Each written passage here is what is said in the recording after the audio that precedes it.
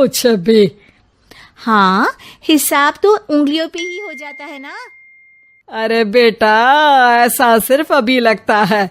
जो मुझे करना पड़ता है ना, वो तुझे करना पड़े तो समझ आएगा कि असली काम का पहाड़ कैसा होता है। ठेले बराबर वजन भी नहीं है आपके काम में, और बात पहाड़ों के वजन की कर रही हैं आप। तू ऐसा करती ही क्या है घर में बेटा, ये तो बता मुझे। मैं थोड़ी ना कुछ करती हूँ, सब जादू से हो रहा है इस घर में। अरे एक दिन मेरा काम करोगी तो समझ आएगा। Okay okay, shut up. कल से मैं घर के काम करूंगी और तू मेरी जगह हर चीज का हिसाब रखना, ठीक है? ठीक है, ये भी कर लेते हैं। ये सास बहू की डील के बारे में रश्मि के पति अमन को नहीं पता था, और ना ही अमन के पिताजी सुरेश जी को। पर गेहूं के साथ साथ जैसे घुन भी पिस जाता है, ये दोनों भी पिसने वाले थे। सुबह अमन उठकर रेडी होता है ऑफिस जाने के लिए, तो पता है उसके कपड़े नहीं निकले हुए हैं। अरे रश्मि, तुमने मेरे कपड़े नहीं निकाले? अब अपनी माँ के पास जाता है।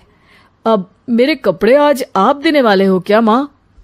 हाँ, देना तो मुझे ही चाहिए, पर तेरी बहू ने कपड़े धोने ही नहीं डाले, तो कोई भी धुला हुआ कपड़ा नहीं है बेटा। हैं? ऐसा क्यों? कपड़े तो धोने आप ही देते हो ना माँ? अरे बहू ने तुझे बताया नहीं, अब हम अदल बदल गए हैं। मैं अब बहू और तेरी बीवी सास। अमन परेशान हो गया। वो बिना इस्त्री के कपड़े पहनकर ऑफिस चला गया। सरस्वती जी अपने घुटने के दर्द के कारण झुककर घर साफ नहीं कर पा रही थी, और ना ही खाना बनाना याद रख पाई। उधर रश्मि पहले ही दिन घर की चाबी घुमा चुकी थी और 300 रुपए का हिसाब अलग नहीं मिल रहा था। पर दोनों का ही घमंड कैलाश पर्वत से भी बड़ा था, और दोनों ही खेमे एक दूसरे की बात मानने को बिल्कुल तैयार नहीं थे। शाम को जब सुरेश जी और अमन खाना खाने बैठते हैं, तो सरस्वती जी उनके सामने गाजर और पपीते लाकर रख देती हैं। अरे माँ, ये क्या है? ख्याली पुलाव के साथ सलाद। माँ जी खाना बनाना भूल गई लगता है। अरे एक एक चमन्नी का हिसाब है मेरे पास, खाना बनाना कैसे भूल जाऊंगी?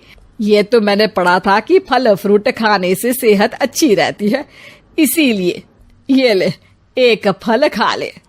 रात को सुरेश जी और अमन अपनी मीटिंग बिठाते हैं अकेले में। बाबूजी, इनकी लड़ाई के कारण ना हमें ठीक से खाना मिल रहा है, उल्टा घर के सारे काम रुक गए हैं।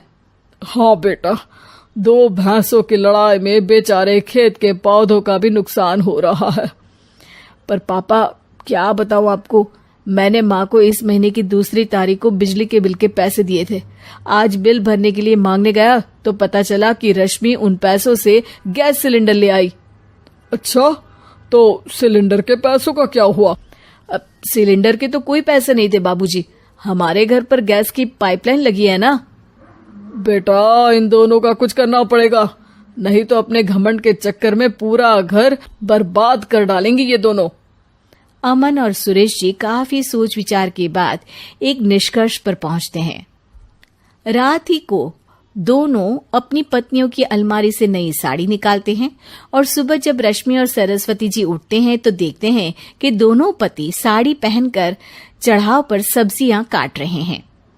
अरे ये सब क्या हो रहा है? क्या हो रहा है मतलब? आप दोनों अदल बदल हो सकते हो तो हम क्यों नहीं? अरे क्या मतलब? नहीं नहीं, मेरी भी बचपन से किसी की बहू बनने की इच्छा थी, तो आज से सरस्वती तुम बड़ी बहू, मैं मिडल बहू और अमन छोटी बहू। अरे लेकिन सब घर पर बैठ जाएंगे तो कमाएगा कौन? ये घर कैसे चलेगा? अब वो तो भैया या बाकी लोग जाने, अब हमने भी अदल बदल कर ही लिया है तो कुछ नहीं हो सकता। रश्मि और सरस्वती जी को समझ में आ जाता है कि उन दोनों की आपस की डील के वजह से इन दोनों को बहुत तकलीफ हो रही है, और उनके ईगो ने दूसरों को कितनी यातनाएं दी है। अब असल में माँ जी आप सही थी, सास बनना बहुत मुश्किल है। अरे हाँ बेटा, और तू भी, मुझसे तो नहीं हो पाया सब घर के काम, वापस बदल ले क्या? हाँ हाँ बिल्कुल माँ जी। और अब आप दोनों भी बदल लीजिए, कोई आ गया तो आप दोनों को देखकर क्या सोचेगा। अच्छा है, आप दोनों के समझ में ये बात तो आई। मैं फटाक से कपड़े बदल लेता हूँ। अरे रुक जा बेटा, एक फोटो ले लेती हूँ तेरी। मेरी बेटी होती तो तेरे जैसी ही दिखती साड़ी में।